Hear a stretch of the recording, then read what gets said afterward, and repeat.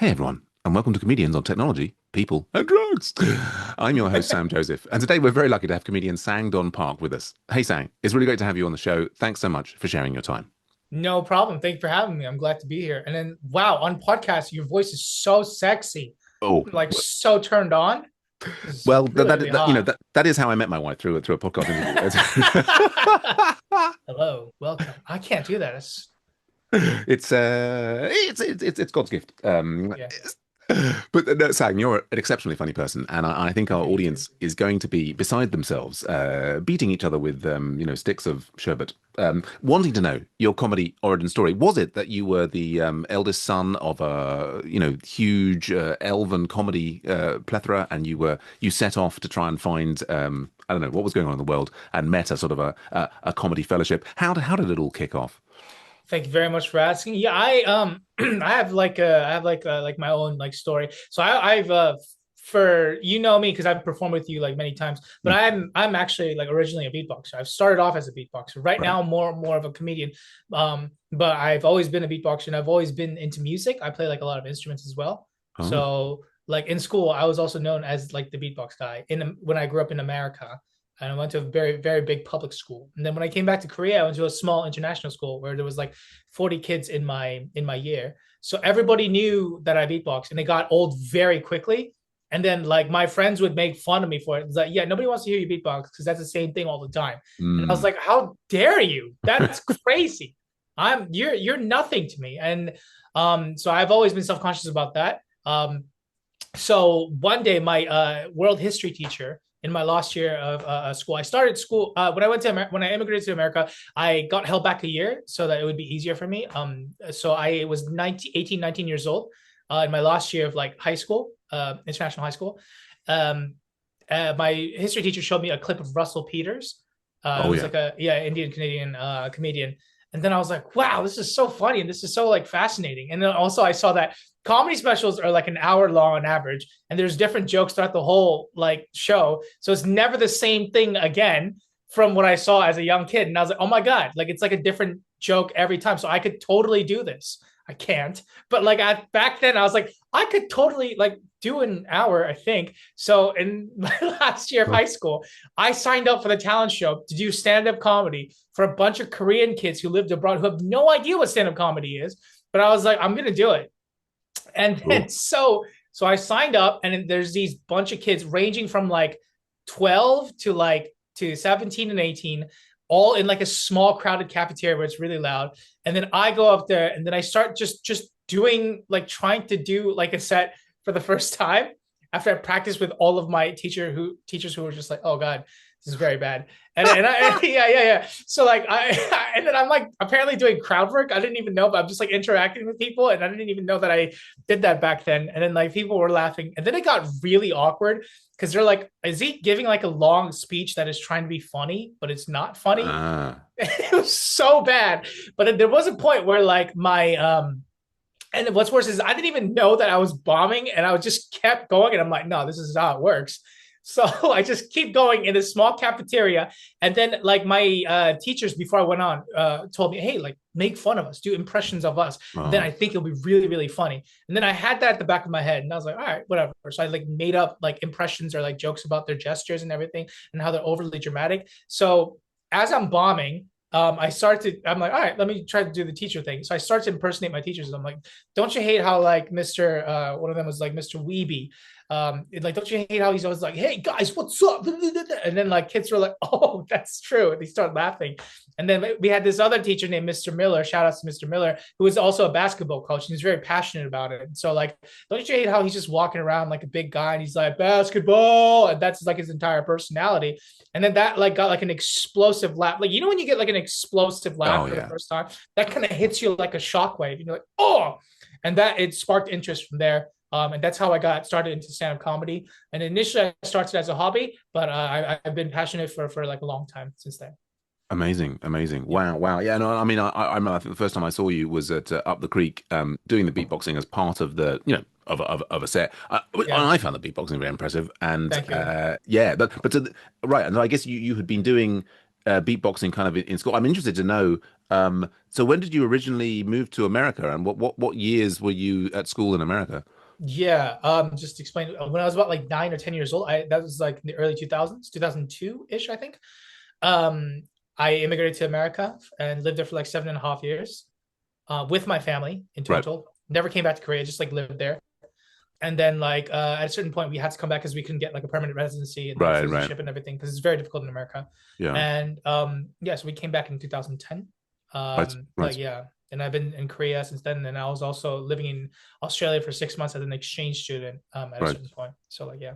Yeah, yeah. Oh, interesting. I mean, I spent was yeah, well, not dissimilar. Although as the parent rather than the child, I Mm. was living in the US for 7 years, and my kids were all born Oh there. wow. And then we came back again for a similar, like ended up, ultimately, not having permanent residency, or yeah. I mean, it's a long, complicated story, but yeah, but we had a Yeah. similar period of time. Although my Yeah. kids being born there, they had less of a, like my eldest son, he remembers a fair bit, but he, we when we moved back to the UK, he was like 6, and so he hasn't, like it did the American phase did has not really impacted his personality or experiences so much Yeah. as he's grown up in the UK.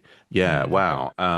And right, and then international school, and well, and you filled in all the, and that was your first, and then so this show, this talent show that you did, that was like a an hour. How long were you planning to I do? think I think I did like a 15-minute set from my first ever stand-up comedy set. Wow. I did Yeah. a so it was bad. Oh, I'm looking at it, I'm like cringing, and I'm just like, oh God. Like I just like I'm like, what am I saying? It doesn't make sense. And then like, but there was a point where I got like a genuine laugh, Right. Right. which has sparked like the like my flame and like my passion and like ignited Yeah. the interest. Yeah.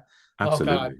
Yeah. Absolutely. Well, I mean, I think it's fantastic to have those other skills to fall back on. And you mentioned instruments, just out of interest. What do you play? I could play my trumpet, I could play French horn, I could play the keyboard, and I could play drums. Wow, cool, Yeah, yeah. great stuff. Yeah, So I I'm mean, I'm I'm like so I there's a bunch of instruments, which means I'm a master of none. I just jack off all trades. great stuff. You did jack Yeah. off all trades, jack of all trades. That's a Gotcha, gotcha.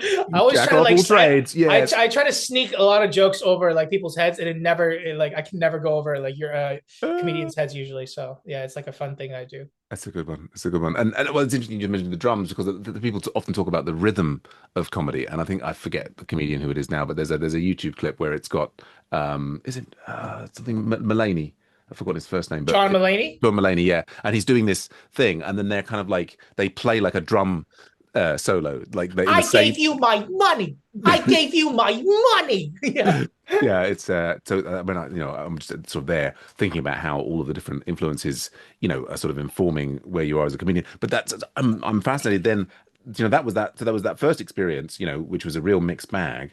Yeah. When, what was the journey after then? Did you do something again soon? Did you take a comedy course? Did you when did you actually get up in front of, total strangers for the first time? Just nonstop bombing after my first journey. Like after that, no, no, no. So the thing is, I started in South Korea, like in like a amongst like a lot of expats, and like since you are Right, also an expat, you understand like what that right, is like right. in the community of it. And then also like I'm Korean, but I'm still feel like an expat because I was like lived abroad for so long and everything. Yeah, Yeah. I just performed in front of like mostly all expat like comedians. So like no like genuine like audiences. Like it was just mostly comedians trying to be really good audiences and all that Mm, stuff. mm. And that's really hard because you have to like perform for the same people over and over again. But Yeah. which means in my case, I have to like fail over and over again for the same people. So they would just be like, what are you like my for the first year they were just like saying, do you know what a punchline is? You like have none. Like you don't know how to like write a punchline. You just talk funny, and then you just yeah. And also like I was young, so I could do the young thing, but like it was real bad. Like they're just like you're fucking like yeah. They're just like yeah. But it was all worth it. And like, what was the other part of the question? Sorry, I Oh kind of well, forgot. more. It was about that journey onwards. I mean, I'm reminded we had Mariah Bowden on the podcast, a while back, and she is from New Zealand, I believe, but Yeah. she first started doing stand-up comedy in Korea and was doing, What? yeah, I don't know if you knew that, and Yeah, yeah, so I think she was in the similar sorts of yeah. gigs to that sort of thing. But so I'm trying to put together a picture of so having done that. first talent, the talent show thing, and got that explosive laugh, and oh, I want to do more of this. So then you were just like on a weekly basis. This is, I guess, is in Seoul or somewhere in Korea. Yeah, You yeah, were yeah. going up So in sort of English language, yeah. open mic comedy things. Yeah, open mic and sometimes showcases. Sorry to interrupt. No, no, no. And then also I forgot you mentioned something about comedy courses. I want to say, yeah, all you motherfuckers who take comedy courses, you're a bunch of cowards. You cocks. Learn it on your own. Bomb and fail. What are you just trying to like fast forward your way? You're not different. You're not different. Your life doesn't matter. If you die immediately, people are gonna be like, "Yo, is there a dropout spot for that guy who died?" Like, if Sang died, like immediately, I would take his dropout spot. I'd rather perform in his place at his funeral or something like that. No, I'm just, that's just, I mean, like a comedy course, I can see the pros and cons of it, but like, at the end of the day, I think you have to discover, but you know this, like, just as well as I do, you got to discover all of that, like through your own, like, voice and like trial and error and all that stuff. Yeah, So that's how yeah, I yeah. feel about comedy courses. I've never taken any comedy courses. I do think there's a lot of like interesting, aspects that you can learn from it and everything, and a lot of exchange of information, which I think is good. But for them to like direct you, like, write jokes like this, like, what do you do for a living? Like, no, like just be yourself. So that's how I feel. And I really and I had to stop comedy for 2 years because of my mandatory military service. Oh yeah. Which you're not going to believe, but I was actually hired to be a professional entertainer beatboxer for the military police because they had an audition. I know. I wish this was a joke, but it's a legit. Even Koreans are like, "What did you like?" Yeah, like because like the military police had like an army band type of thing for like magicians and breakdancers and singers and all that stuff, and then they're like, oh yeah, let's have a beatboxer category as well. And then I auditioned for it and I barely made it, so I just like I carried around speakers to shows whilst people were shooting guns, and then like speakers, tripods, and everything, and then the sound mixer boards to a lot of gigs in like a van and everything with my superiors. And then I just like performed beatboxing for like a long time. Wow. So like that was like really cool, but I didn't get to do any stand up like for like 2 years Oh, basically. really? Yeah, I just had to like kind of like watch Louis C.K. and like Right. jerking off and all that stuff. So like it wasn't like a hey, Yeah. so it wasn't. Was he on Yeah. the bill as well? I think so. Yeah. He was Um, beatboxing for a period. No, going on. yeah. No, but like it just like but yeah, that was been my journey. And then afterwards, I decided that I want to see if I really like to stand up comedy. I'm gonna be an exchange student in Australia. And my dad was like, why? Oh, all right, just go. So I managed to go to Australia, and that's where I like did a lot of proper stand-up comedy, and like got to like like, and I worked at a big comedy club there, so I had to like learn a lot as well. Oh yeah. And I saw a lot of professional comedy, so like that was good. Cool. Oh, brilliant. Yeah. No, well, and speaking on behalf of the people who take comedy courses, we are cowards. Yeah. It's a Yeah. Just kidding. Oh my bad. Oh fuck. Because No, the no. thing is, you're so like you don't have any traces of like that you took like a comedy course and all that Oh, stuff. thanks, man. I appreciate Because it. you just do your like that's Sam. Like Yeah, right, that, right. like, yeah. Yeah, then it's interesting because we've spoken to like I think what is this is like episode 42 now, so we've spoken to Yeah. over 40 comedians, and there's a mixed bag of some who just saw a line outside an open mic comedy show and then went up and tried it, and there are quite a number who've done the various comedy courses, and yeah, I think you're right about like the kind of aspects of what they teach you in the course there, like Yeah. you ultimately got to put that down and be yourself on stage. I think Yeah. like for me, I first tried stand-up comedy when I was like 21 and just bombed really badly and thought, oh god, okay, Welcome to the club. yeah, but I didn't even I got no laughs, right? And for that, unlike yourself, where you had that little I'll carry on, I was like, okay, only special magical people can do this. And I think what the comedy course provides for those who are like professionally scared, or amateurly scared, it provides a framework where you can do it. I mean, who was it? I'm terrible with names, but there was a comedian who gave me some really good advice early on about just keeping going. And Yeah. he didn't do a comedy course, and he was saying that he played his first 30 gigs to absolute silence. And I think that's got to be really committed if you're going to Yeah, carry on he through just that. bombed for like a month straight. It's like April's the month, baby, and it's just And I think it's I mean good on I can't remember. He's a very funny guy, and he's headlined for us, and I've God, my memory is going, but Yeah. so he's got into a really interesting place now, and he's doing a really idiosyncratic act, and I think he will go far because he's obviously got the balls and the commitment to like power through 30 bombs in a row. I think for many people, like the comedy course just provides that you get to do those first maybe 15, 20 gigs, which are going to be, but in a slightly more supportive, where you've got Oh, like a, training wheels. yeah, it's just like training wheels, and it's kind of like, if you're just doing that, in isolation, going out to random clubs, I think a lot of people will like fall off the wagon really quickly. Whereas if you've paid whatever 300 quid and you've got a group of people around you who are all in this kind of same boat, then you perhaps maybe get a little bit further. So I think that the real value from the comedy course comes less from, oh, move the microphone, tell a joke like this. It's more from Here's how the you hold the microphone. it's more it's more like, oh god, you're being too funny and it's crashed my vocabulary module. No, Sorry. no, keep on doing it. The audience love the one listener. I think one listener called John who loves it. No, what was I saying? Yeah, it's providing the community, to kind of, Yeah. when you don't have one, and then the sort of the framework to, as I say, training wheels. But yeah, military service, amazing. Going to Australia, coming the Wait, I sorry to interrupt. I No, do have but to say, I think now that I've heard your explanation of like what a comedy course is like, it just kind of like provides like a safe space and like a supportive environment to like perform. As you were telling me that, I'm like, that's actually really, really good. Because like as you were telling me that, I kept thinking of all the like traumatic things that audience members have said after I've bombed. And this is in an open space at bars too. Like just people right. come up to me like, hey, you need to speak slower because no one can understand like your like English. And also you're just loud, like you're really bad. And also I've had people come up to me and be like, hey, when you do comedy and beatboxing, like just do the beatboxing. Don't speak. It's really bad. So I was, okay. And then there have been moments where I've tried to do stand up, like because I forced I was like, I think I can do it right now. And like, it's like, no, dude, people are chilling. They're having a good time. I used to work at this bar in Korea with a bunch of expats. So I'm telling this story in a very bad way. I was really rushed. But like, I was just like a server. So I asked my boss, I'm like, hey boss, it's like your birthday. There's like a lot of people. Can I try to do some stand up and like some music? And they're like, what? No. But then I somehow managed to convince them. And then I told this joke about like, yeah, like, I think a vegan diet is crazy because it's just bananas, man. And it like, oh, bro, what was that? It was so bad. And then like I ruined like somebody else's birthday. And then Right. people got so mad. Yeah. So I think in that sense, it's good to like get like safe education about comedy. So I didn't understand it. So that was my ignorance, but that's really cool.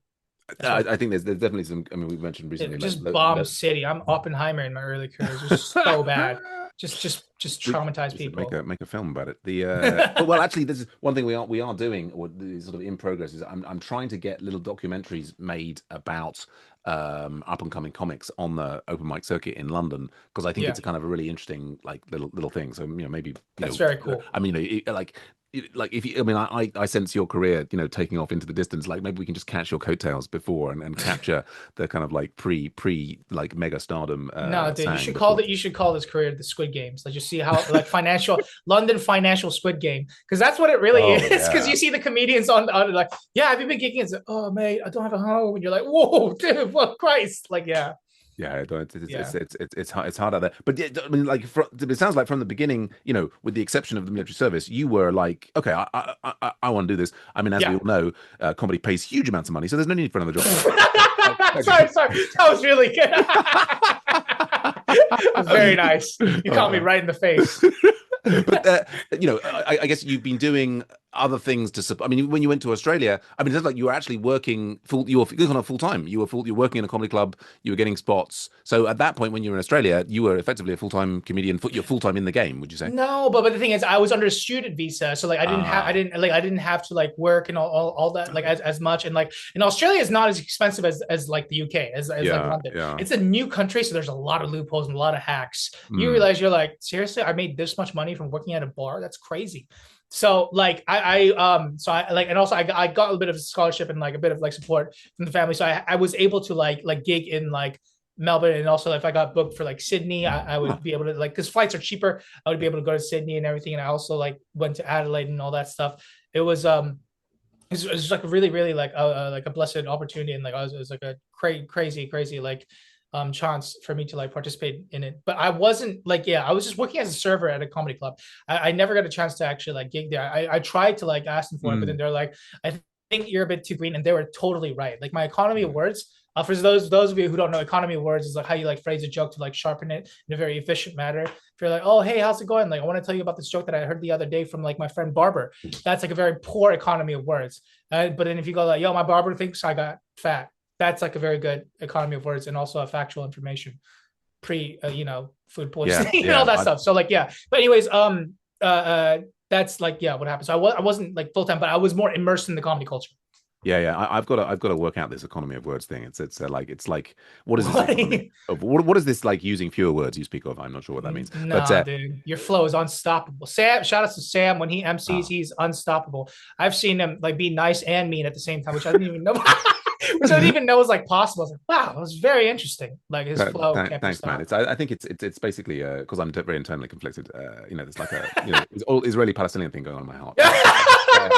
I shouldn't go there. I don't watch the news. Damn. I know this is Oh, the thing. wow. I mean, Very nice. it's weird because like I mean I watched the news for like 40 years growing up, and it was pretty. And I know it's kind of got worse, but no, my reference anyway. Granddad, shut up. Okay. No. It's great. It's great. Your head's like boundaries, Sam. Boundaries, literally. Economy of words. Let's buy some words. How much is it for a word? No. So what I was going to say was, but to Australia 6 months, and then take us through because obviously now gigging in London, what have you? What happened after Australia? How did you end up in the UK? So this is great. So like 2019, I went to Australia in like early 2019, and I came back like 6 months after that. And then like when I came back, I was like, okay, like I want to like graduate, finish college, finish uni, and then I'm gonna go to London in 2020. I think 2020 is gonna be my year. I'm gonna be able to go to London and really like try this comedy thing out. It sounds really, really awesome. I'm gonna go in 2020. It did not happen at all.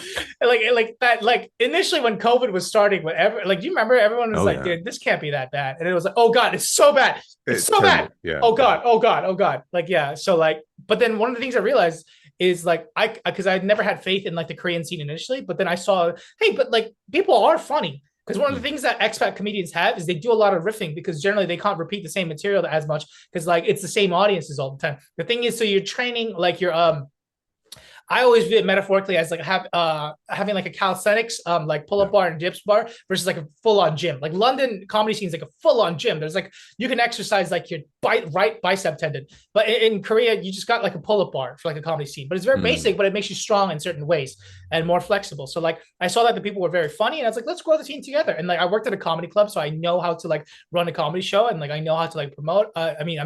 I mean, promoting is like really hard, but like I know how to run it, and like also like let's make it efficient. Like have one MC and like make it quickly go, and then 5 minutes for everybody, and then like try to invite people, find a good venue, suitable venue, small venue, so that we can like easily like like attract a lot of audience members, and then like we kept it going. I just kept aggressively going because in a small scene like that, I realized that for me to do comedy, somebody's got to run the ship and like run shows and all that stuff. Because if you don't do it, in London, you could still one of the benefits is London, you can just be a comic and you don't have to like if you run shows, there's a lot of benefits, but the thing is you don't have to.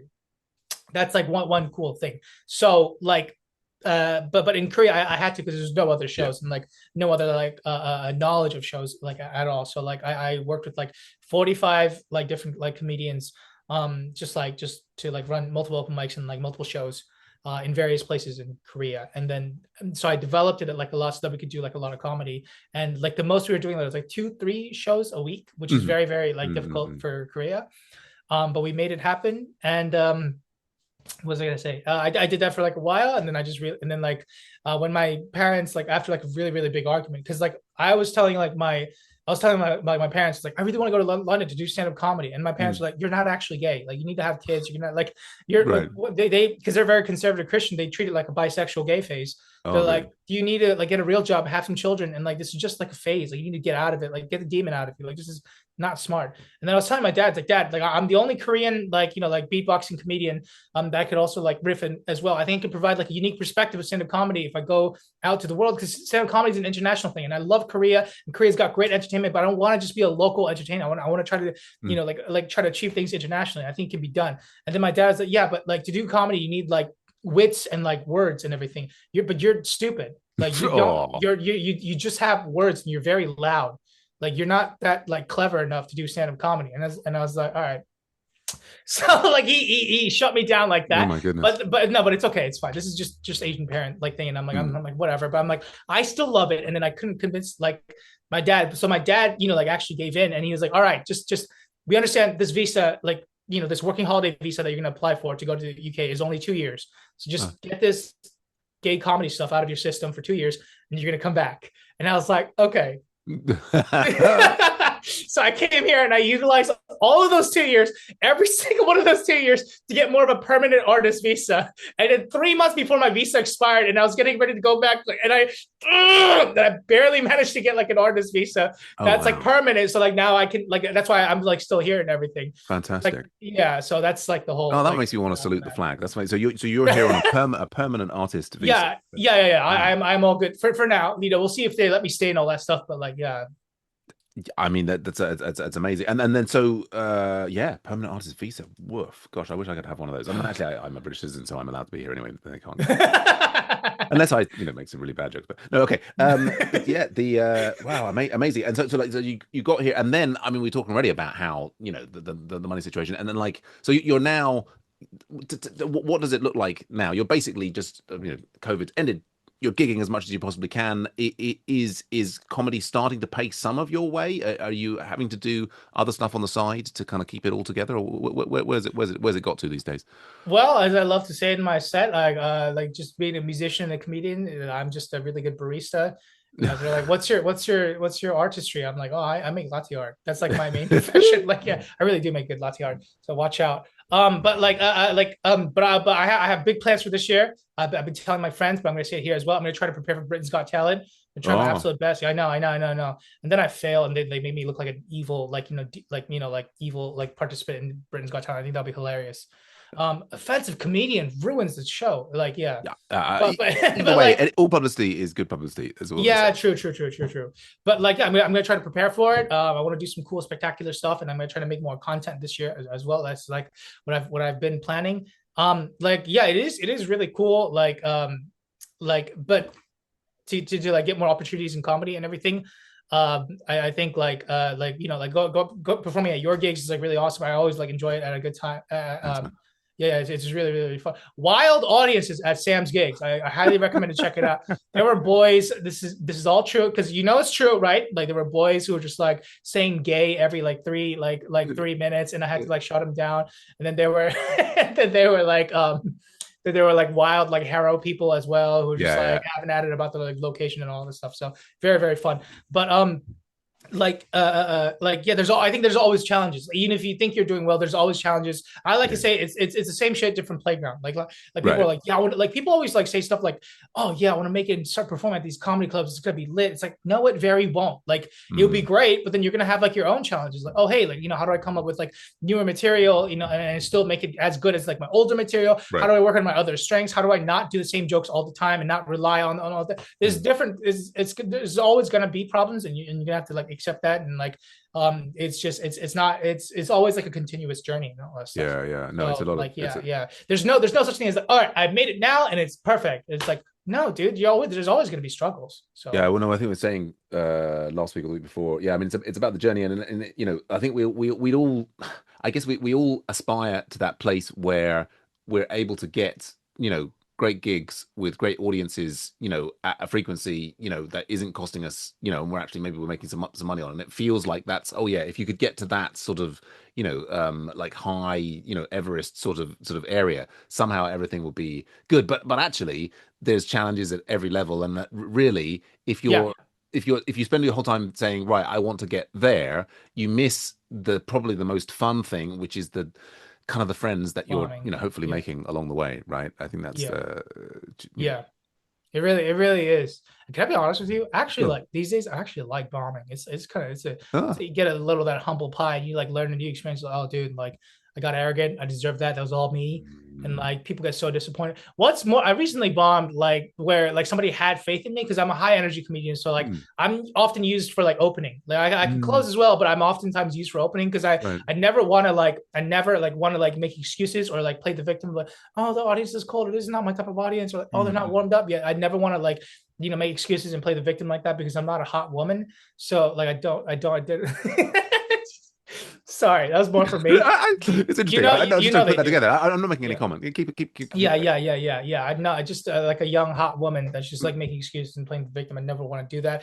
Mm. I just want to say it's all me. So I got like I was trusted like, hey, saying like since you're good, like please go on first. And then I bombed like Oh oh dude, dear. it was just like like an awkward bomb too. So they got so disappointed, and I did so many good gigs for them, but I lost Uh, all of that with just like one like bomb.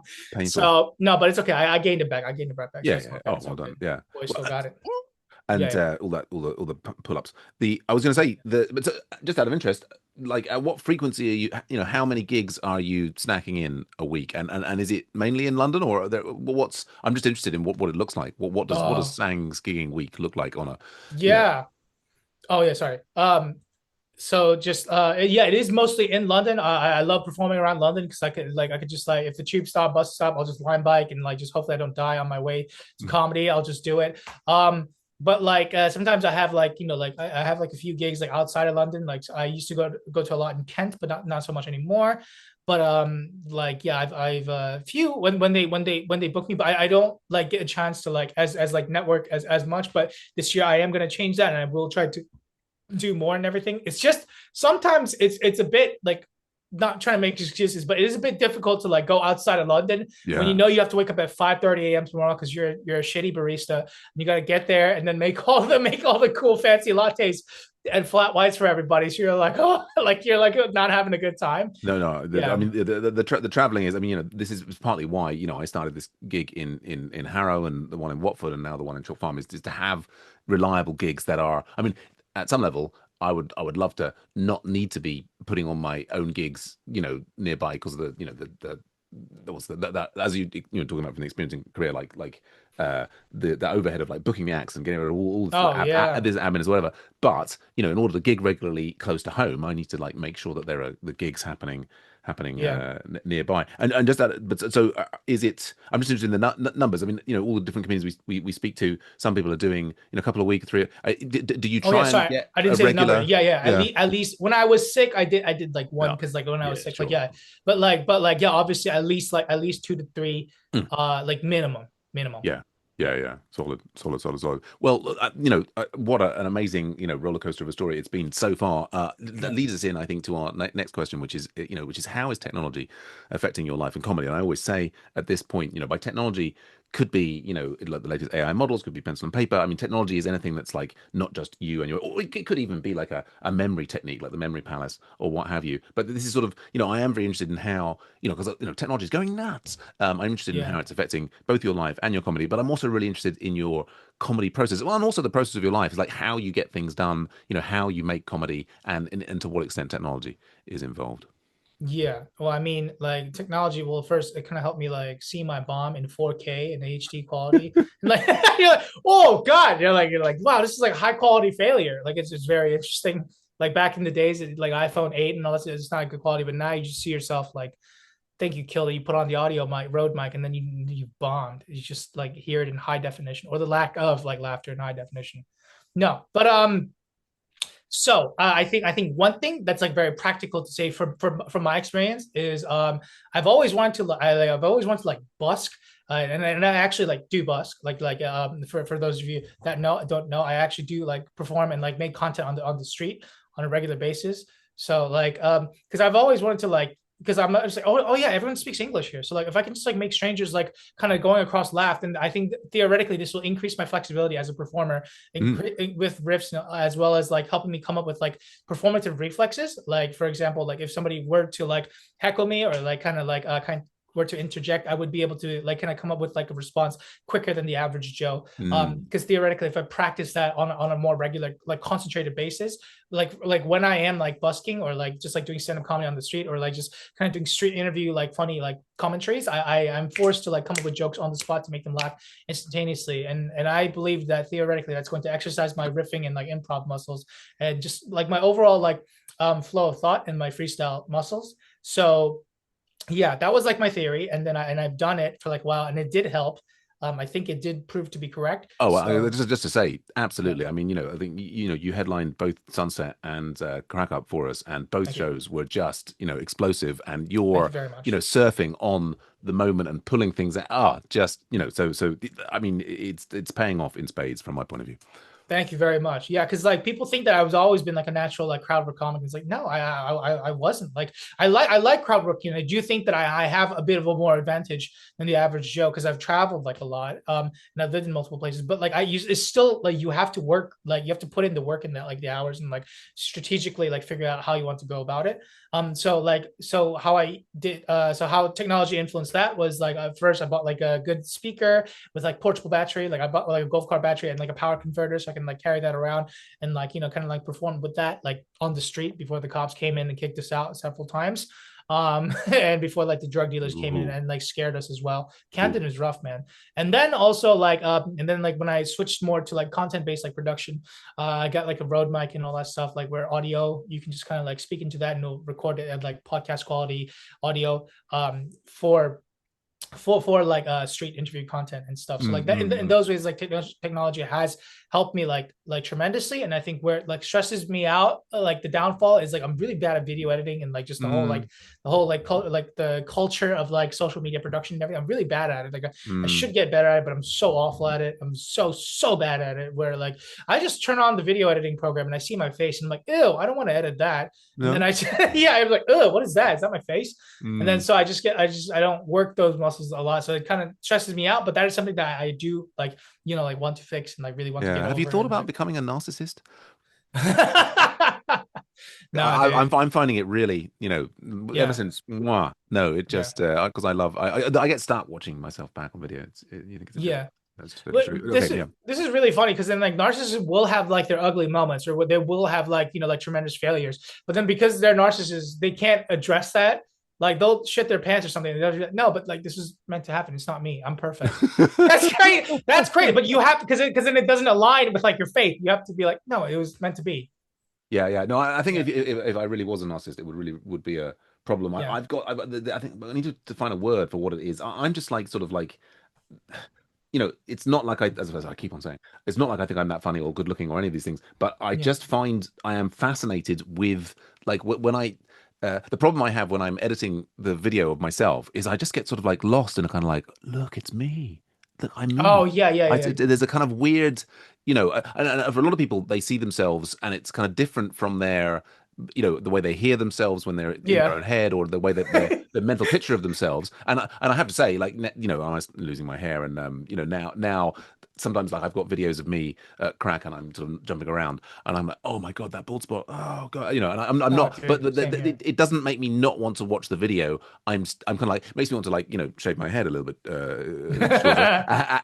But still the kind of, I'm still just sort of fascinated with there is this sort of entity that is like me that's moving around and but I think we're all the video editing we live in a time where if you are a superlative video editor you that will reap all sorts of dividends and That's it's just true. finding that I don't know about you for me the excitement from stand-up comedy is not really from video editing. It's from that moment-to-moment connection with people in a room, and that, like you say, when you crack it and the whole room laughs as opposed to like a third of them or just one person. When you Yeah. crack something and everybody goes, Yeah. there's that is just the best feeling. It's it's like somebody just like electrocutes you with that thing. Like, yeah, Right, right, right. yeah.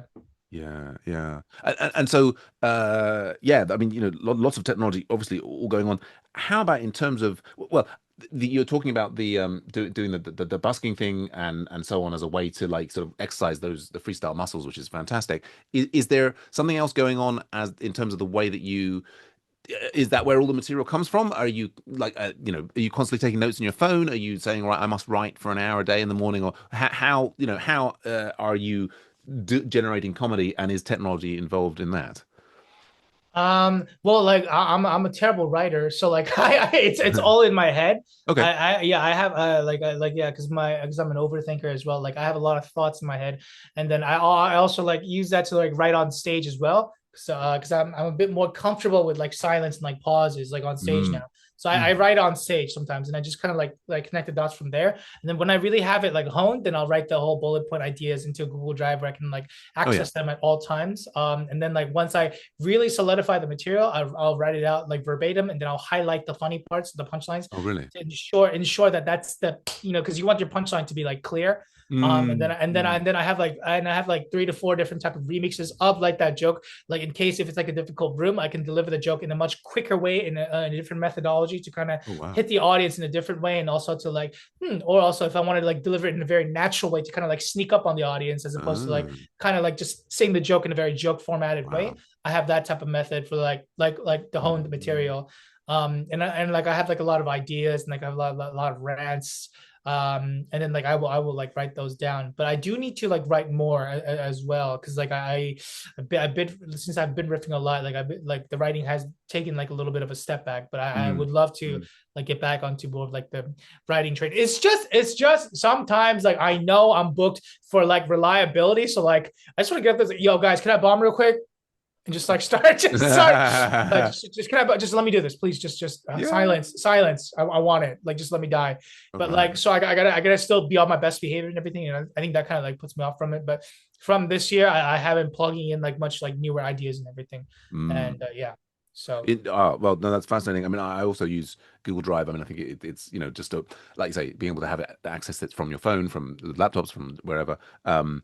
Really interested to hear what you said there about going from bullets to then having it written out verbatim, and then what you were mentioning there about having 3 or 4 different versions of the same thing for use in different rooms and so on. That's really that. I mean, that sounds really cool. I mean, I'm in a place now where I tend not to write things out verbatim, and I struggle with this. Like, I get really bored of things kind of quickly, and yeah. I'm doing this little dance like at the moment with kind of like, so like I'm going to some like But you're like a writing factory, like it's amazing, like oh, I'm like thanks, man. whoa, like yeah. Oh, well, partly, I mean, as we talked about on the podcast before, I mean, I do this like virtual reality comedy on Wednesdays and Saturdays, and I do my five, and I basically just write on stage, riffing off whatever 5 thoughts I had that day, and a lot of it is not very funny, but it's like, then what I had been doing for a lot of last year was then whatever anything that had any kind of legs, I would sort of take that, and then I'd be playing around with that in the live gigs Yeah, during the week, and so yeah, particularly in the first 3 quarters of last year, if you were seeing me, there was basically new stuff that, like constantly of very varying quality. I mean, I've now, because this year I'm doing like festival shows, yeah. and I'm going to Leicester and Brighton, hopefully Edinburgh, and but what I've got like for this 45-minute show, and what I'm trying to do is I'm now in this kind of like, I've got like 45 minutes. So this is all on my Japan experiences, and I'm like in my 10-minute sets that I'm doing, in London and so on. I'm kind of doing different subsets of that whole show, but I'm Yeah. trying not to repeat the same ones too frequently. I'm trying to like I don't know if this is the right way to do it really, but I kind of, I'm almost purposely not. I've got it in bullets of different Yeah. things, and then I've got little some kind of notes, but I'm trying like I kind of I'm trying to sort of sneak up on when I get to Leicester in a few weeks, that I'll basically have road tested all of the material, but the show Yeah. will kind of like I won't have got sick of saying, well, we'll see. I mean, it's like What? Sorry to interject. I've no, just got a please. quick question. But like when you, because someone is like a prolific writer as you, like you how do you like hone material? Because like honing material, like doing the same jokes over and over again with like different like remix and different like Yeah, reiterations of it. That's also like part of like the work as well, in my opinion. But like yeah. how if you're writing like so much like new material, how do you get a chance to do that? Well, and I think that's what I was sort of seeing through the course of last year is that I mean, you can exist in a space where effectively you're kind of almost like an improv stand-up comedian, and Yeah. that's what you're not going to be known for is reliability. In Mm. that sense, I mean, you can have a lot of fun, as I Yeah. was Yeah. in the beginning of last year. Yeah. Um, Yeah. and so what I've segued to, the latter stage of last year and now Yeah. is I'm basically I've reduced, I'm still doing some of that, like playing around with other ideas, but I've kind of like, I'm reducing the space of things that get repeated. So now the last, or let's say 40 sets that I've done, it's basically, it's all been repeating this kind of Japanese related material. And Yeah. so it's being, there's kind of like rather than what I've done is I've gone from like a really wide remit down to, okay, I'm just going to be doing my jokes to do with the Japanese experience and the international family experience, Mm. and then they're repeating at a certain frequency now, and so I mean, this is the thing is, although my I mean, I'm a computer person and my job is all programming, whatever. And I guess I could be doing with a spreadsheet and checking that I have said every one of these individual jokes about, Mm. at least 12 times or whatever, or at least 20 times. that's I do comedy for fun. I don't want this kind of like rigorous military. Yeah, yeah. I'm kind of just I'm sort of You're outsourced it to myself. free. Yeah, you want to be free. I kind of want to play in the space of ideas, and but also yeah, I don't know. So it's I mean it is a I mean just like this is going to seem like a completely random segue, but it'll come back. Is on Thursday night. I for the first time in a while I didn't have a gig, and I went down to the Backyard Comedy Club, where I've failed to get on many times, and Into your brother. Yeah. I managed to slip in there, and had like they had a BBC Radio 4 show being Mm, recorded, which is called cool. Winging It, which is like I don't know if you remember Whose Line Is It Anyway back in the day, Yeah. but yeah, Yeah. it's Yeah. Yeah. the improv sort of stuff, and but to this basically it's the same format, and they had Alistair Beckett King, who's quite and Carrie Ad Lloyd was one of the improvisers, and they basically had four improvisers, and full. I mean, they had like this was Tuesday night, no, sorry, Thursday night, and they had like nearly 200 people in there, I would say. I mean, good, maybe 150, and they were all just doing improv, and it was Oh, very, very high quality and a lot of fun. And it reminds me that there is that, an improv world where, and this is BBC Radio 4. Ooh. If BBC Radio 4 is listening and you need somebody with a really good radio voice, I am available. Very much. yo, woo, Yo. that But was hot. yeah, so there's this kind of, I mean, there are also comedians like Ross Noble and whatever who like they're more in that playing space where they don't repeat the material as frequently. I kind of like if I'm completely honest and I could like maybe wave a magic wand, I would love to be like just a pure riffing comedian. Like I don't Mm, really want to have to laboriously hone and retell the same jokes over and over again. Um, understood. Understood. I guess I kind of like I'm sort of like a little bit kicking and screaming, saying, "Oh, I guess if I want to like do festivals and I want to kind of like get booked in like like comedy clubs, I'm gonna have to do that kind. I'm gonna have to come into that world." And so Yeah. I'm sort of forcing myself to do that this year, and I'm trying to find a way that allows me to do it, but keep the feeling of freshness in the material, which I think is the trick, right? I mean, well, for you, how do you, if you're doing the same jokes over again, how do you keep it feeling fresh? How do you not get bored of the same things?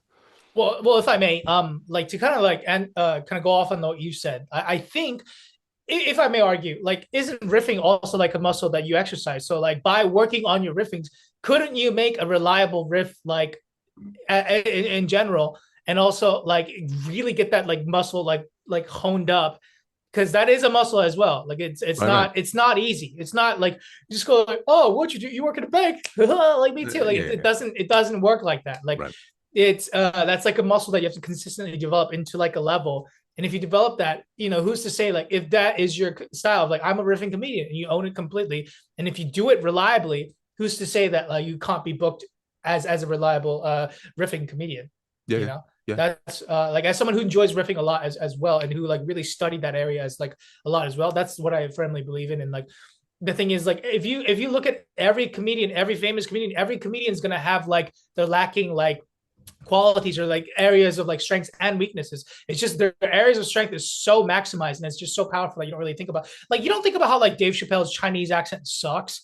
Hello, I'm Chinese. Like, no, you're just missing teeth. Like, he did that on like Right, one of his right, right. special. But like, no one's gonna be like, yeah, Dave Chappelle's Chinese accent sucks.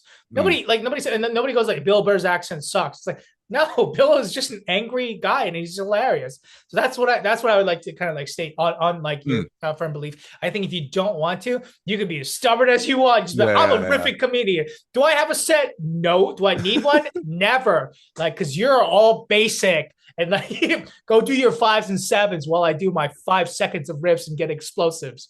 Like, Yeah, yeah, yeah, yeah. yeah, No, yeah. So go on. that's what I believe in. Sorry, please go ahead. I didn't mean to cut you off. Oh, no, no, not at all. I mean, I was just agreeing, and I think there's some comedians who've managed to. I mean, I'll bring up this story for the poor listener hearing this again. But when I did the comedy course, and I asked Marcus Berman, the great comedian who was running the course, I said, would some comedians go up with nothing? And I remember him saying, you'd have to be a comedian of Promethean ability to go up with nothing. And like, I mean, but I think it's I mean, you're kind I of, see where he's coming from. but Like I if think you're it's at like like a professional club, and then you're right, like, right. "Yo, what's up, everybody?" and just go in, and I mean I think that's what we're like, not necessarily I don't know, but Ross Noble, he was doing it like, I mean, the story is just emceeing for ages and ages and ages, and then he effectively turned that into you know, he'd do like an hour, 2 hour shows where he Yeah, was just playing with the audience. It's just doing sort of like improv with the audience and kind of like playing around with the space of ideas. And it was, yeah. you know, I think if you're relaxed and happy enough in that, I mean, I think, you know, like for me personally, if I want to try and beat the blackout up the creek, I am not going to do that going up there and, oh no, I've tried it, you know, doing random stuff. It's just Me not. too, dude. I felt so bad with the riffs. I was like, "Hey, what's up, dude? How's it going?" He's like, "No, I'm not gonna high five you." No, no. Boom, gonged off. And I think it's you know there's a when you're in these really high pressure situations, it's difficult to be relaxed enough to riff properly. So kind of like in the high pressure, okay, I really have to perform. This is, you know, if I can do well here, these guys will have me back. You know, this is a great comedy club, what have you. You kind of like you almost need that set that, as Mariah Bowden spoke about, is kind of almost on rails in your head. Like you can kind of like you might be like totally. But you can like do that. I mean, you put your hand up for. They go. Oh, you're gonna Yeah, jump yeah. in, jump in, Yeah, jump in, and yeah, jump in, yeah, please. yeah, yeah. So I just felt this like passion to say it. I would like to respectfully disagree that Oh, if you really work on your muscle a lot, I do believe that at any context, whether it be a gong show, whether mm. it be like a competition, I do think you can implement riffs. I think Oh, in sure. like if you yeah, I do think like it could be done. It could definitely be done because but I'm an optimist. I look at everything from like a positive like point of view. But I at the same time I understand like the utmost like pressure of like being under pressure of like 5 minutes and like figuring out a riff and everything. One of my friends from like who's an American comedian based in Korea, his name is D Hall. He managed to beat the blackout with like a lot of like planned riffs. I think there's things that people need to like consider. There's different types of riffs. When you think Mm. of riffs, people only think like, right, what do you do for a living, Kimichi? If you're single, right, sir, are you single, sir? Right, very good. What's your name? Like that's like one methodology of like yeah, thank you. But like that's like one like very like like well known like methodology of riffs. I theorize like there's like several different types of riffs that you can Mm. implement, and if you implement like efficient or like good economy of words like riffs, you can get away with like a lot more. For example, like my technique is similar to what's this famous name? He does a lot of roast with Jeff Ross. I forgot. He's an American comedian. He looks homeless and everything. Oh. Um, I forgot. Yeah. He's known to be a legend. But like I will make riffs about the venue and what it looks like. I can Mm. talk about the vibe of the audience, like Mm. or Mm. they Mm. sound like, or contextual riffs, or like planned riffs, because I try to like focus on like what the show goes on.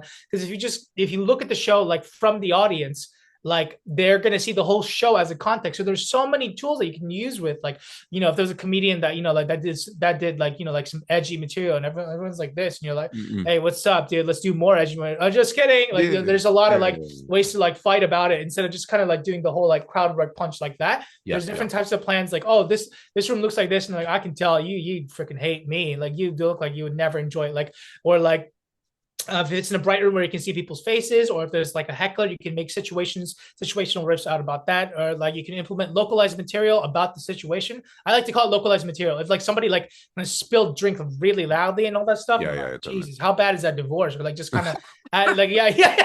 Sorry, that's just like a hypothetical situation, but like it's a Sure. Sure. situational like material that everyone can relate to. So there's a lot of different methodologies of like implementation of like riffs in my opinion and in improv and stuff because it's nonstop once you go from there and like riffing doesn't have to be like two-way like because Yeah. when Yeah. you do like a crowd work like two-way like call and response that's what I like to call it. It kind of cuts off your flow and rhythm like how you like mentioned in the beginning, Mm. so you can go like, hey, what's up, this guy's tie is so tight he's gonna fucking blow up you're not letting him give a chance, but at the same time Yeah. you Yeah. are riffing. So it's more like economy of words more efficient. Like I think about all the practicalities of like different type of riffs. So I do think there's like different methodologies overall that you can implement to achieve like a different like a comprehensive strength of riffing. Yeah. Oh Sorry no. that was really long. No, not at all. But I think you know the listener will absolutely love it, and I loved it, and I think you're absolutely right. And you know, like I think we agree in as much as like I think like you say. The riff is that muscle, and I think if you've developed that muscle, and then all of those different variations of that, that you are then, you know, you can go into a situation and you're just really confident, and I think that's the way, like for example, Roth Noble is, you have no fear Yeah, because you know what can happen, and I think yeah, the only thing that prevents me from doing that, for example, up the creek, is I'm not yet like for me, the struggle there is the nerves, and even yeah, I mean, I've still never beat it, even with well rehearsed material. I think yeah, partly just because like the it's funny. A lot of people say, "Oh, I come across as very confident on stage," which is Yeah, lovely. And in my own, clubs, and in, now in a standard open mic night in London with yeah, no stakes, right, and so yeah, competition and all of that, yeah, yeah, I am pretty confident. yeah, I'm not worried. But like, these, particularly the gong shows and certain other things, yeah, like I find the nervousness undermines both my plan material and indeed my my riffing. And I guess that's the thing, is like there's both of those avenues. It's like, you know can you practice your plan material enough so that even when you're terribly nervous you can still deliver it well, or can you practice your riffing enough, as you're describing, and be confident in all of those things, or can you actually ultimately let go of the fruit of the action and not care? I think yeah, that's a space where, ideally, like, if we didn't care about the result, yeah, right? We could be perfectly relaxed in all yeah, situations, and that yeah. actually is ideally where we would be. We wouldn't be relying upon, reflexes, like, to just cover up our nerves. We just wouldn't have any nerves because we wouldn't care. That would be the best, Yeah. right? And I think that's when we are at our true like best selves and everything, where we're just kind of like free flowing and just kind of like letting it just like all kind of like come out and everything. And also like, as well as I think like in that type of like a competition context, like if you go through enough of it, then I think even if you get nervous or if you feel nervous, you can just still kind of like Yeah. block it. Like, yeah, I know nothing about fighting, by the way, but I just love the analogies. They're Oh. just so cool, just like just being with naked men and just like kind of like yo yeah, so like just like you can just kind of block it or just kind of really take the hit, like just like take the hit, like so that's what I believe in. And like, because I, like I said, I really want to be optimistic. I will make it one of my goals to like riff a lot at the gong shows, and I'll send you like a video Yeah, personally or yeah. something, like, Good yeah. stuff. Good stuff. Yeah, like, but the thing is, I'm at a point where like I will always incorporate riffs in my gong show set. My last gong show set was at Unruly Comedy in front of like all like just like hype, like like hype young black audience members, and like in the Oh. comedy world, it is very notoriously factual that black audiences are incredibly difficult because they do not care and they will let you know that you suck. Hmm. But luckily, I managed to like like win it. But like, yeah, because you just gotta like not falter and just Mm-hmm. not care. But yeah. That's what I believe in, and I think it could definitely be done. And I know Yeah. comics that have incorporated a lot of riffs, but at the same time, not like your level of riffs, but like they use like similar to me, they use riffs in the material to kind of Yeah. like Yeah. dip in and dip out, like which is like a technique in itself. Yeah, totally, totally. Good Yeah, stuff. What fantastic. We're getting podcast gold here. Let's carry on with yeah, our third question, which can sometimes be short or long depending on how it goes. The third yeah. question is, which people have had the biggest impact on your life in comedy? And having going through the origin story and so on, we've heard about how inspiration from Russell Peters, from other people, other comedians that you like, interaction with your family. Is there anybody else that you want to call out, as whether they're a famous comedian that you were just like, oh, like Russell Peters, that inspired you, or people on the circuit, or like family members, friends, or whatever?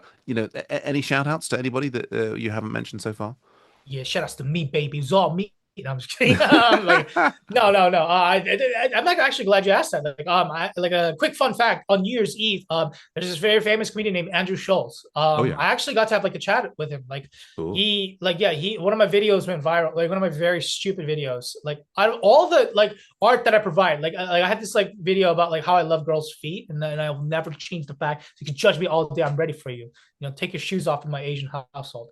So that's what I'm trying to say. But like that went really viral, and then Andrew Schulz like kind of like it was like, yo, that was really funny. And then like I took the opportunity, like, hey man, can you give me some advice on like marketing, like your comedy, just like going Uh, like with your comedy career in general? Like, you're the goat at it. He's very good with like marketing and like and comedy. I just would like some advice. And I thought he was gonna be like, fuck you, bro. I don't have time for that. And like clearly so, he's got 2 kids. But he was just like, sure, ask. And I was like, oh, okay. So I asked him like a bunch of questions, and then he gave me a lot of it's actually my lock screen photo. I'll tell you like verbatim, like about like what he said. Initially, he said like most important thing is thinking like what you want, what is like the end goal, and then is it to like tour or to like put out music or to act, like be on Hollywood. And I said, no, I'm a stand-up comedian. Like, I love comedy. I want to make money from doing comedy. Then you gotta find like people who like this is verbatim how he said, like, you need yeah. to build an audience by you can put out content. And also you can also go on Britain's Got Talent, and then also like kind of don't cater to the people, but like let the people like who fuck with you for being you kind of come and see you, you know, because you have to admit there's gonna be a lot of people who like I don't really like Sang. He's just really like loud and like awesome. I'm into more like pure comedy. I don't like the whole like hybrid Mm. beatbox comedy like type of thing. And I'm like, that's totally fair. And then there's gonna be people who can be like, yeah, like Sam is just like Sam is the most confident like British man I've ever seen, and I kind of don't like that. And then like and also he riffs too much. I really want to see like just like Mm. writing and like so that's completely fair. But Yeah, there's of gonna be course. some people and you're like, I like Sam. Like I mean, like freaking Japan and the UK, like just two powerful colonizers in one show. I want to see. I want to see Yeah. that. That's like let's say a 1+1 type of deal. So like, there's gonna be people. There's gonna be like a lot of audiences. Like, dude, am I also like an English teacher in East Asia? Freaking yeah! Like I'm gonna like yeah, I resonate with this content a lot. So you need to like kind of gather like a fan base for that as well, like, which is Mm. what he did. And then he told me the best advice. He's like, get undeniably funny. Mm. Is to get undeniably funny and make sure you have 45 minutes of undeniable material. And then the skill of performing it, you know, because like these days everyone can write jokes. Like he said, ChatGPT can even write jokes, and like that is true. But like Mm. the skill of like that's I think that he means like your voice, like authentically articulating like your material in your own way, like how you can't do me, but I can't do you either, like because that's Mm. authenticity.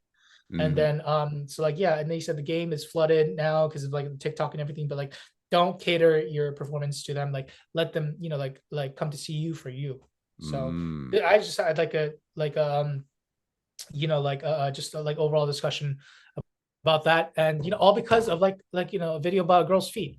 So Yeah, I mean, yeah, salute, that was shout out so, to Girls' Feet, man. I mean, that's yeah yeah big shout out. I this mean is you're the a 10 out of 10 toes. we So are we are learning the hacks, in the yeah comedy to get up that greasy pole of comedy. You need Girls' yeah Feet. It's but yeah no, Andrew, great advice there from yeah Andrew Schultz. I love yeah that the undeniably funny.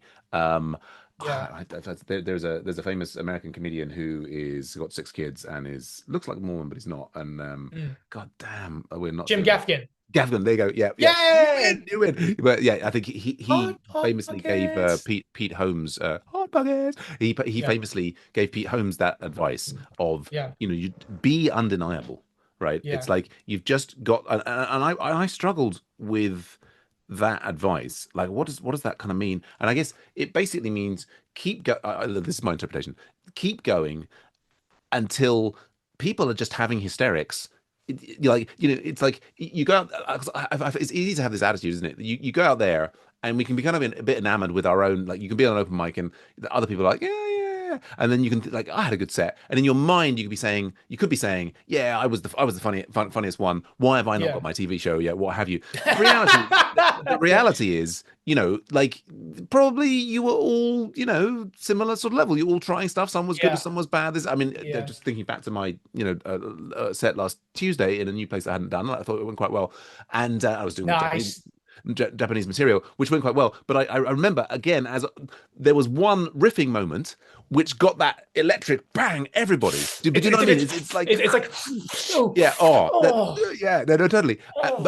And it's kind of like it's great to get that. It's also frustrating that the plan material did kind of well, and I've got this, but it's still like the riff gets the boom. And anyway, but I'll come back No, to it. But I know what that means because you can yeah, never defeat a situational localized material. It's very hard to defeat it because it's just happening right now. So the yeah, theory of segmented laughter does not apply for like situational, like localized material because everyone can connect to it. So they're going to like all unanimously laugh at it. right, right. So the theory of like segmentation is like very low. So like it's higher, but like with material, you there's a higher chance of segmented laughter. Yeah, yeah. Then I guess that the being undeniable is like oh God, I want to use a comedian's name, but like Bill Burr, Yeah, he's undeniable, like he's doing joke after joke after joke that is yeah, uniting the audience and that everybody's responding to, yeah, and I think it's like you kind of there's no point in sitting around complaining saying, oh, this club won't book me, or these I don't know, like I can't get into this festival, what have you. You've just got to keep working right on the jokes, on the performance style, on the all the different skills till you get to the point that whenever you perform, like there's no question, right? There's no yeah. like like some of the Yeah. jokes were a bit funny. No, everything was hysterical and we need to get this guy right. Yeah, I think like flexibility as well. like just be like, hey, I need you to like middle, can you headline, can you Uh, also open, can you also MC by chance, and then like being, and then just like not being scared, and also like, hey, can you do this, can you do like, like that and stuff, and like also we're gonna perform out in the middle of nowhere, can you still make these people that you have no connection with laugh, and all that stuff. I think that is like that probably would be closer to undeniable. And also like, since we're both international comedians, like people don't like understand the value of like international, like like comedy and all this stuff. Like, hey, can you go to like Croatia and like make people laugh, and like, yeah, mm, figure it out. Like, yeah, yeah, yeah, yeah, I rock and think roll. that would probably mean more towards undeniable. Good stuff, man. Oh, I love it. Next question. Drugs, how do they affect your perception of reality? And as I always say, drugs is substances of any kind. People talk about, we had, I don't know, who was it? My brain has gone. Keen Darcy talking about vaping. We had Callum McKenzie talking about caffeine. We had Andy Zapp last week talking about the 60s where, heroin and morphine and oh my God, it's like, so like, Dude, Andy Zapp is like secret gangster. He's that's like it's another. I mean, man, he opened new doors of perception for me, yeah, last week. But yeah, like so, no judgment and only what you want to share. But I'm just really interested in what, if any, substances are important in helping you get through that. Samuel Day 2 weeks ago was talking about chocolate and his passion for chocolate. But it could be, maybe hard yeah. drugs, soft drugs, hallucinogens. Yeah. Are things opening your doors of perception, or what is it that are you just like your body's a temple and you only like have put women's feet in it? Nice one. Yeah. You got me. Well, like I'm kind of like a boring guy when it comes to drugs and everything. Like I'm not much big of a drinker because like my Asian flush and Asian like Mm, glow and everything. I don't really like drink that much mm, alcohol. Like mm, first of mm. all, like I will enjoy like one or two like cocktails and everything, and like kind of buzzes me. But I'm a firm believer because like that you should never perform if we're talking about strictly about like performing under the influence. I'm a firm believer that you should not, because then you will start using it as a crutch. Mm, And as someone who used to use beatboxing as a crutch, and as someone who's used many like skills as a crutch, I know that's not the right path for like an artist, mm. if I may. Sure. Because that's not that's also in the long run not really reliable. So that's my firm beliefs on it. I think with that said, like, yeah, like if it opens up your mind and all that stuff and like gives you more perspective, I think that's like cool. Like Asians, we don't have time to like take drugs and like talk about like, dude, would you suck a dick for like $5,000? Like that is some like like Midwest boring like Indiana white boy stuff that we have no time to do. We got to please our parents, like not be a Mm. family disappointment and stuff. So we have no time for that and stuff. I will say like my drug is like food. Like after gig, I love eating food. Like Oh yeah. I'm a bad boy. I exercise just to like kind of like cancel off all the food that I eat, and Uh, it's really like I get like, this is getting like real deep, but like I usually get like really really sad after gigs. I don't know about you because like I'm a high energy comic and so are ah. you. So like I expend a lot of energy to like entertain people, like Mm, but mm. myself, and I'm just like, "Ugh!" Like I give all of that, and then after the gig, it's like, oh, that was great, that was great, and then it's just there's no natural way of like, oh, okay, we're gonna calm down now and everything. Only if I hang out with other comedians and like kind of socialize Uh, with them, that I can like kind of like decrease like the energy like levels like in a mm. natural way. But like it's usually just like, thank you, and it just goes down, and it like usually makes me like really really sad and empty on the inside. So I Oh usually just really? like eat food to like, yeah, like I don't know what it is. It's just like if I talk to like a lot of comedians, like hang out and like just have like a nice session, then I feel a lot more wholesome. So I'm like, oh yeah, cool, that's crazy. How have you been and all that stuff, and like it's nice. The camaraderie is nice, but like it's usually like, and you know what it's like too. You just like, oh, thank you very much, that was great. And then it just like immediately hits bottom after that. So like I just Mm. usually like eat food and everything, which is like not healthy, and like hopefully I'm gonna cut it down and everything. But that's always been like my guilty pleasure and like Yeah. go to like type of thing as well. um but like yeah, I think everyone's definitely got it because like we're in the business and we're in the sector of like pleasure and like entertainment and everything, so it's Mm. very correlated. And also like stand-up comedy, like if you think about it, it's a lot of like emotion based, like like performance as well, Yeah. Yeah. calculative emotion based, but like you gotta like you do use your emotions, so I think it's correlated as well. But Oh that's my yeah. two Yeah. cents on And then that's really interesting. Well, I got various thoughts, but I'm just first one is yeah. So on the is it a particular kind of food? Like, is there like a yeah, just go-to? delicious like fast food and everything. And I'm just like, oh yeah, like I recently like I got to like, because my food poisoning is gone, I got to have Uh, McDonald's again. I was like, oh god, I'm gonna fuck this up. And you're so dead. Oh my God, nobody's safe. Everyone can get it. And like I don't care how much it is. And then I just bought it, and then like afterwards I was like, oh God. And then I went for like a run because it felt so like Uh, heavy. Like yeah. But like uh, it's like so unnecessary. I could have just gotten something simple and just call it a night and all that stuff. But like I right, right, decided to right. go like so I was like, all right, let's eat. Ah, like yeah. But right, and so it tends to be like after a gig, it's like fast food and Like quick pleasing food, like quick yeah, pleasing. yeah, yeah, So yeah. yeah, fat But chicken. it's Like yeah. and it'll be any of the like pizza, fried Oh yeah. chicken, burger. It's not like Yeah. you're like particularly passionate about jacket potatoes or anything. It's like just Yeah. whatever fast food is available post Yeah, gig, whatever I you go and crave. grab it. Yeah, yeah, Yeah, yeah, yeah, yeah, yeah. yeah, yeah, yeah. Yeah, it's interesting what you say about the doing the gig. I mean, certainly what I find is yeah, like both of us are quite high energy. I tend to be a little bit what's the word withdrawn before, like a little bit withdrawn before the gig with like maybe a little bit of nerves or what have you, and then I find myself post gig generally I feel like I'm in this sort of like post coital glow, really. Yeah, yeah, yeah, yeah. And actually, I mean, I've definitely expended a lot of energy, and there is a strong temptation to have some food. And I because had you're this. running the gigs and you're booking the gigs yourself, and like, so there's like extra amount of work. Oh So yeah. well, and particularly if I'm emceeing, and it's kind of like I mean I've realized because I was sort of building up the last sort of 3 months I was like emceeing twice a week and Nice. also other gigs and what have you, and I've realized it's not sustainable. It sort of takes too much out of me, and so I'm kind of like Yeah. I'm sort of winding that back down now, and I'll do max one MC a week. But just doing a 10 um afterwards I generally feel pretty good afterwards. Nice. Partly because I'm also like one I'm like, oh, I've done it, cool. And then also like I love watching myself back, so I've got the enjoyment of watching Yeah, yeah, myself, and yeah. I watch myself back and I'm like, okay, and it, good and bad and what have you, it's still, and then I'm kind of like definitely from the MC thing. Well, I would have my passion would be to come back, and I have like, I mean, I'm quarter Jewish, and I would have matzos, Nice. Mazel Mazarov tov. when I Maslov indeed. Okay. Sorry, I just I gotta try this. Gotta try. I had this. I came up with this. I do this joke writing thing, which Callum McKenzie originally introduced me to, which is trying to write 10 kind of one-liners a day, and Whoa. the comedy tinge sentences is what they are for me. The number that actually turned into jokes. But it just reminded me of so one I came up with last night was I looked death in the eye, and I said that is an inappropriate costume for a bar mitzvah. I don't know. We were just talking Jewish stuff. Anyway, yeah. Nice. You should see my foreskin. No, you shouldn't. No. Hey. Hey. Nice. It's strange to call it tangent. Yes. Yeah. So, well, that brings us on, I think, to our final question, which is, what does it all mean?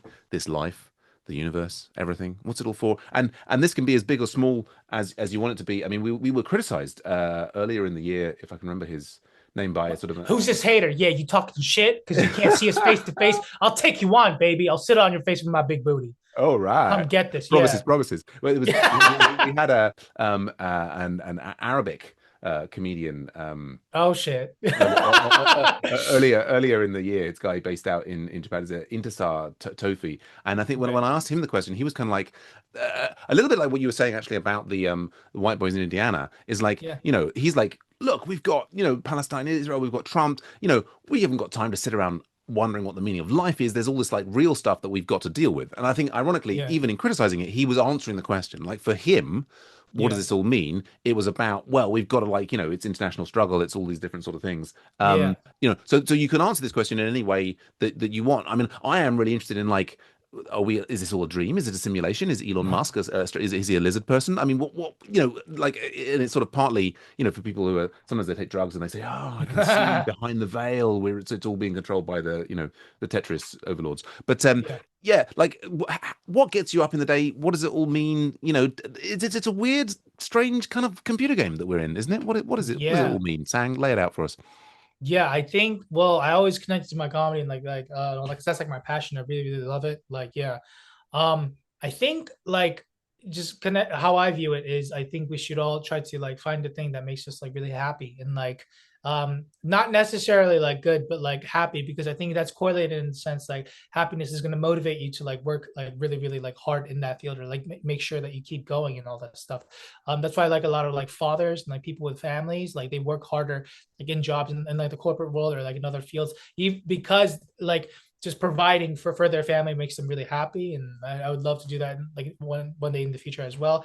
Like there's different like motives and like different sources of happiness that keeps people going. And like I think like we should try to like find that. And then like once we do find it, and we should to the best of our abilities provide and like or like contribute to the world, or like to your surroundings or your community with the best of your abilities, with your like talents, whether it be, you know, like via stand-up comedy, like, you know, like I like I have this like very corny, cheesy, so cheesy it's gonna make you lactose intolerant. Like I like hey, boop! Like yeah, yeah. Like I love stand-up comedy because because in like this like, you know, like modern life with like a lot of struggle and like adversity, like I want to give a chance to like give laughter and like joy like to people, and like kind of give them like that happiness, and to like make sure that you know, like for that moment that they could be like, hey, like yeah, that was fun. Like I like, you know, like it helps me like it helps them to get over like their struggles and like their difficulties like during tough times, and like, hey, you know, like that dick joke like really like helped me through. You know, like yeah, the one about like your dirty foreskin or whatever, like, you know, like, you know, that's all that stuff, your ball sack, like you hang in there, like Yeah. literally. So like it was like hey, like it kind of gives them like that joy and all that stuff. And that's what I want to do. That's what I really want to like. I don't think I'm the I'm like superbly like, you know, like superior as a comedian or like talented in that sense, but I do know I really love it, and I really do enjoy it, and like I really want to like work hard, and like I always constantly want to learn, because I'm like, oh wow, like how could I improve like my set of skills to the best of my abilities to provide for like you know, like the community that is like the world, you know, like. And once you do, then I think, you know, like that's essentially like one purpose and like one aspect of looking at it in life, because I think like the world sets it up so that like we're like really like selfish and like self-centered and all that stuff, and to an extent that is true, but I think the real deeper like meaning is like once you kind of go beyond that and go like, hey, like, you know, like I want to provide like to the world with like this set of skills, like I want to give you laughter, like I know like my purpose in life, I want to be like a teacher, or like I want to be like or I want to be a psychologist, or like I want to like be a doctor, I want to save lives, or I want to like, yeah, I want to give people like joy, and like, you know, like I would like when you go out for like, there's nothing that's like really cool to me like as a comedian. It's like, yo, like we plan to like see you like our night, like we're gonna go out and we're gonna go see Sangha, and I was like that makes me cry, and like, but I can't say that in front of my millennial friends because that is considered gay. So, and like just kidding, but like, but that's so cool. That is so cool to me. It's like, yo, like you plan to see me. I hope I don't bomb, but like yeah, like I that really means a lot to me. So in my purpose and like my vision as a comedian, like I want to provide to the world with my set of skills and my talents to the best of my abilities, Oh, contribute to brilliant. it. Yeah. Brilliant, brilliant. Oh, well, that's beautiful, man. I mean, I love that, and I guess what I want to say is, I want to say you are really talented, but Thank you. like, I'm worried that if I say it, that'll go to your head. I mean, probably it won't, but like at some level, I'm kind of like, oh, I need to Don't kind of worry, like, my biggest hate is myself. So like nothing goes in. I'm always, okay, okay, so yeah, yeah, that'll just bounce off. But I think that's, you know, like within reason, absolutely. Like I think people who are kind of deluded that they're talented are often not fun to be around. You know? They're often not fun to be around. You know what I'm saying? And so, like, I think, you know, the humility.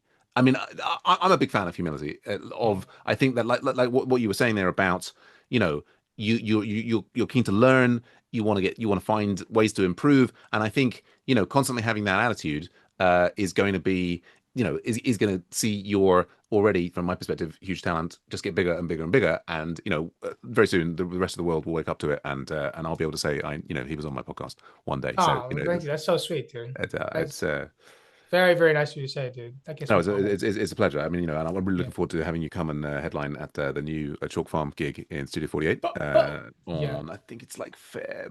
It's a date in February. We'll put it in the show notes. Yeah. There's Thank God, like because I also didn't know the exact date. So like, I'm so glad. I was gonna be like, oh God. But then like, you also did it. I was like, yes. Yeah. What he said. What he yeah, said. yeah, what he Not said. me, There's a thing. babe. There's a thing. I gotta now have mentioned it. Can I find it quickly? Was it that's Cook Up Sunset Studio 48? Yeah, you are. It's Feb 5th. You're gonna be actually the first. You're gonna be the first headliner at this new Yeah. gig for that inaugural show on Yeah. Feb 5th. And Can't wait. yeah, Feb 5th, I mean, everybody. and I was you were sort of saying there that you're like you internally kind of like a self-critic. This is kind of like now it's a random tangent of me like crowbarring this thing. I continue to like listen daily to this guy Eckhart Tolle, who's all about, it's not particular to him, but it's the same. Like many mystics have been saying, well, that you are not your thoughts, and so on. And we were talking before about being ill over Christmas and then the food poisoning or whatever stomach bug it's been. And I'm like, Yeah, I've like just come out of the food, the stomach thing, and now like my throat, and I'm kind of like feeling like I have a cold again today. And I'm like, oh, for the love of Christ! And I there is this know. weird thing where the thoughts about the symptoms are more painful than the symptoms themselves. It's actually That is relatively true. mild symptoms today, but my Yeah, thoughts about it are like, oh God, I'm going to cancel comedy this week, and it just, yeah, I guess there's, I'm kind of, I'm still sneaking up on like really believing this, but there's a weird way in which our thoughts are our own worst enemy. Do you know what I mean? And like yeah, like yeah, your own internal critic there. I mean, yeah. I hate to think that you are so hard on yourself. Do you know what I mean? Like I hope that there are occasions, like I hope that your internal narrative is not one of continual thoughts of I'm not good enough. I hope that occasionally there are that you don't believe those thoughts too much, and occasionally that you do believe a thought that comes in of your own that says I've got some good stuff going here and I've got something good to give to the world, right? Yeah, thank you. It was quite unhealthy for like a while because like my Mm, friends would be like, dude, you know who hates you? Sangdon Park. Like Sangdon Park hates Sang so much. mm, Like mm, that used to be, and I'm like, yeah, you're right. But like, yeah, now it's like I think you gotta have a healthy amount of like, hey, I can do this. I have faith in this. Because like mm. when I'm on stage and like when I'm delivering material, like one of the primary reasons why it works is because I have full faith in my riffs and in my material.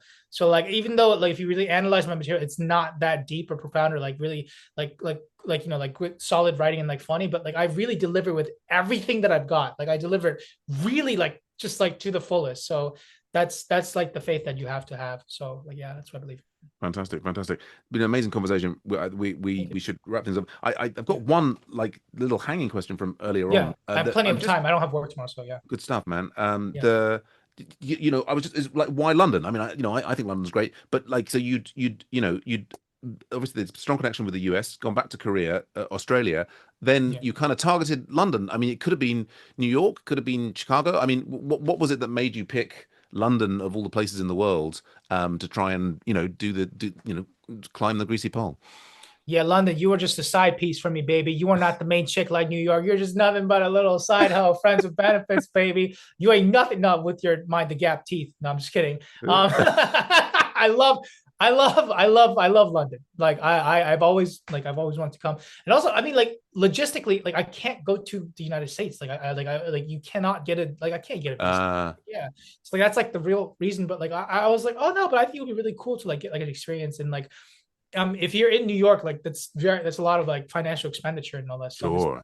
reliable. And like, yes, you do get to like practice a lot of gigs and everything, but at the same time, the ladder is like way more steep because of that. Like, Mm, yeah, like it's gonna be much harder to like get more opportunities because it's like way more of a steep ladder and everything. mm, But I mm, think I would like to say like a lot of people complain about the scene and everything, and I think those are all valid. But compared to me, someone who's been through the Australia scene and the Korea comedy scene, which I mm, kind of like ran my like with like a few friends, like like myself as well. It is probably it is probably like such a democratic, like very like clean, like like there's no like a lot of bullshit of like politics, like seem very democratic. Like, hey, like Sam, I think you're funny. I just saw your set. I would like to book you for my gig. Is mm, that mm, possible?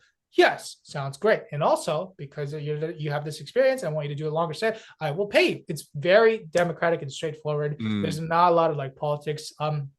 When I was in Australia, I don't know now. And also, I was like a very young comic in Australia, sure. so I was very bad. So I think these politics all like make sense, but like they would just be like, yeah, mate, like you're quite all right, but like I'm gonna book my mate first, and like you can come Uh, to the hangs, but like yeah, you gotta get to know you first, can't like you're mm, just like okay. So like you would just and sometimes you'd be at open mic for like 3-4 hours and all that stuff because it would carry on for like really long. Yeah, I'm telling you, it was like a thing because they'll just be like because every comic in like Melbourne wants to go on those mics, but you just have to suffer for like 6 hours, like right, right, three, right. 4 hours. Like, yeah, it really is like crazy and everything.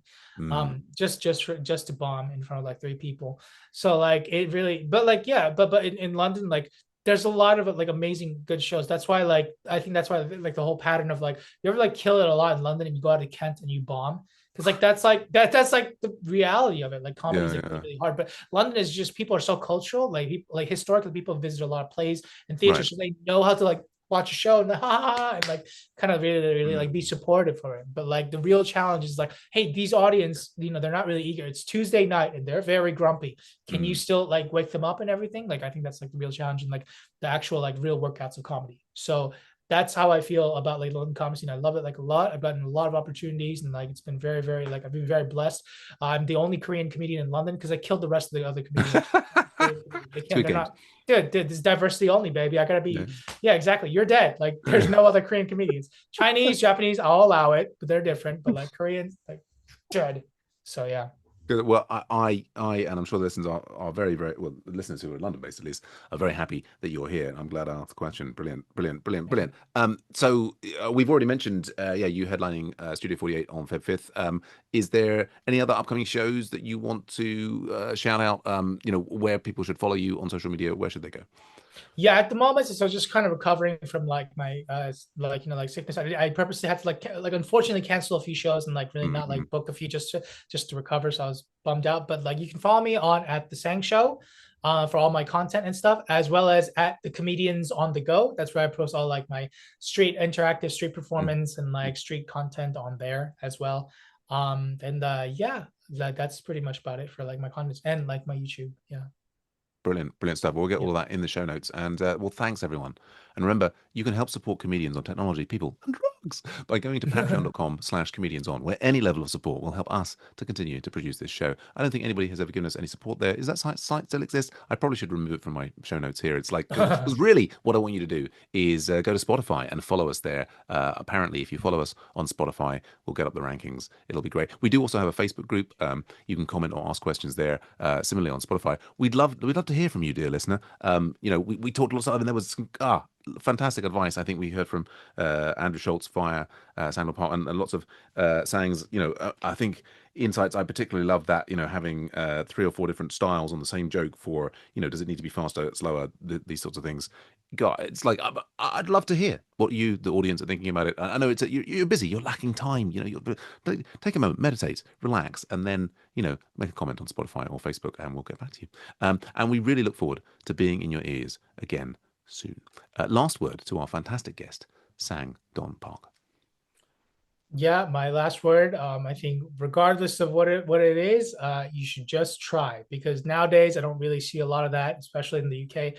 Whether it be for like job, career, or for like dating, everyone just settles. Listen, don't settle for a 5. Okay, try to go for the highest. Try your best, try your absolute best, and if you fail, that's okay because like yeah, it's completely fine. Yeah, so my motivation is to like not like try as in like, hey, try the sauce, like try hard, like put an effort into it, like when a girl like tries to make her feet look nice, that's like a nice effort and everything. It's a whole like circle, it comes back to it. So that's nice. Yeah, just try your best.